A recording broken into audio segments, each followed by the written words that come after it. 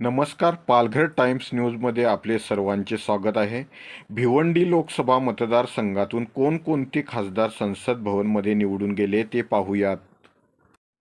2009च्या 15व्या भिवंडी लोकसभा निवडणुकीत काँग्रेस पक्षाचे सुरेश टावरे हे भिवंडी लोकसभा मतदारसंघातून निवडून गेले होते.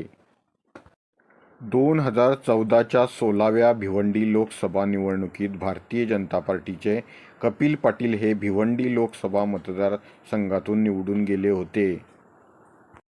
2019च्या 17व्या भिवंडी लोकसभा निवडणुकीत भारतीय जनता पार्टीचे कपिल पाटील हे भिवंडी लोकसभा मतदारसंघातून निवडून गेले होते.